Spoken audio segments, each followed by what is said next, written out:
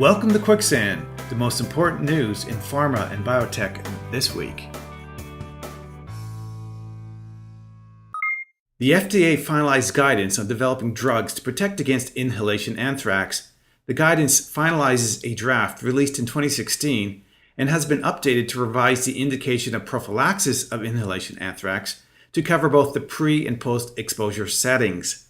The indication now reads, to reduce the risk of disease in persons who have inhaled or are likely to imminently inhale aerosolized B. anthracis spores, but who do not yet have the established disease. FDA says the change in the indication was made to reduce the risk of illness and death for first responders and others who may come into contact with anthrax spores as part of an emergency response to an attack or outbreak. Previously, FDA approved products to treat anthrax and provide post-exposure prophylaxis for inhalation anthrax, but those products were not labeled for pre-exposure use. However, FDA says that most drugs being considered for prophylactic use against anthrax are existing antibiotics that have been tested and approved for other indications, and that it is unlikely that an investigational drug being developed solely to treat anthrax will be approved for prophylactic use. The final guidance also clarifies that drugs developed for prophylactic use against anthrax will be considered for approval under the animal rule, which allows the agency to approve products based on studies done in relevant animal models when studies in humans would be unethical or infeasible to conduct. The guidance goes on to detail the agency's specific expectations for conducting animal studies, as well as considerations for safety studies, clinical pharmacology, and microbiology testing. The FDA issued draft guidance for drug makers on the design and conduct of maximal usage trials for the purpose of adding a topical active ingredient to an over-the-counter drug monograph. Maximal usage trials are conducted to determine the in vivo bioavailability of topical drugs and can help the agency understand the potential for systemic exposure to a topically applied active ingredient. FDA also recommends maximal usage trials, often referred to as maximal use pharmacokinetic trials, for sponsors developing topical drugs under a new drug application. However, FDA says that maximal usage trials conducted to support an ingredient's inclusion in an OTC monograph warrant additional considerations, as such ingredients may be used in multiple drug products and in varying formulations. FDA says it developed the guidance in response to comments it received from industry on its guidance on demonstrating safety and effectiveness for non-prescription sunscreen products. While the guidance recommends sponsors conduct maximal usage trials for sunscreen ingredients, comments in the public docket called on FDA to provide more detailed guidance on maximal usage trials. However, the newly issued draft guidance goes beyond just sunscreen ingredients and provides recommendations for other topically applied drugs.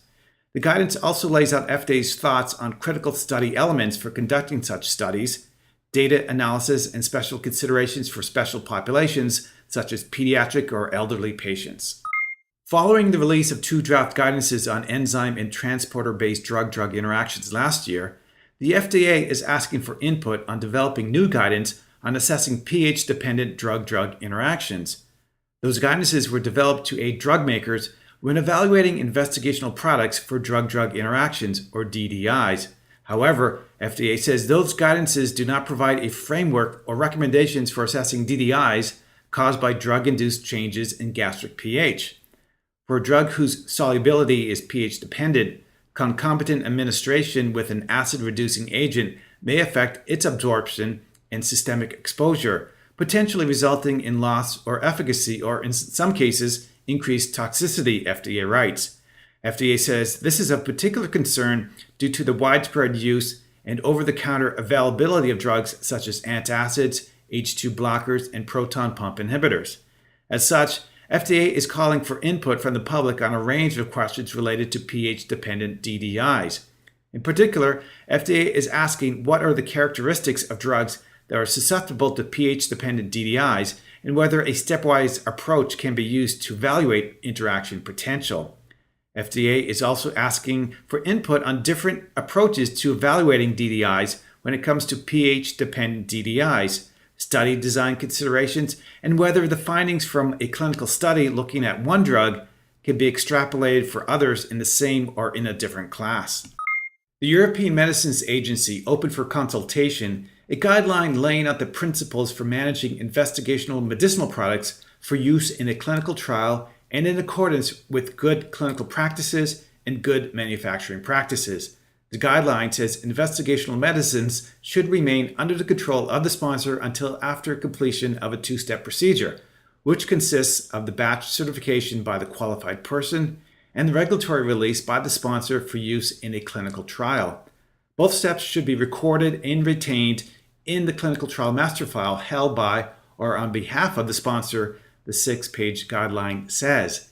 In terms of shipments, the guideline notes that shipping to a clinical investigator site or pharmacy should be conducted according to instructions given by or on behalf of the sponsor in the shipping order. If necessary, temperature control and monitoring of the storage conditions should also be maintained, the guideline says. The guideline further discusses contractual arrangements, noting examples of what responsibilities should be taken into consideration. The European Commission sought consultation on proposed clarifications for handling duplicate marketing authorizations. The EC is allowed under certain circumstances to issue duplicate marketing authorizations when issues with existing patents in certain member states crop up or for other public health reasons. Requests for duplicate marketing authorization applications for public health grounds must be justified by objective, verifiable reasons regarding the availability of medicinal products to healthcare professionals and/or patients, as required by EC regulation, the EC said. The EC also acknowledged the difficulties with such duplicate MAAs, noting potential issues related to the granting of duplicate marketing authorizations for biological medicinal products on the grounds that they would be a first generic. These issues relate to the possible impact of such duplicate marketing authorizations on the biosimilar market, including potential anti-competitive effects and the undermining of treatment options available to patients. As part of its clarification, the EC is seeking to add a line to Annex 1, Section 1, under the regulation, and on the first entry of generics in the case of duplicates of biologicals by adding, requests for duplicate marketing authorization applications need to be properly substantiated and based on sound evidence. The EC is also seeking to add a footnote that states that a case-by-case assessment will be undertaken on the impact of the availability of biosimilars to healthcare professionals and patients. Thank you for listening to Quicksand, episode 32, May 28, 2018.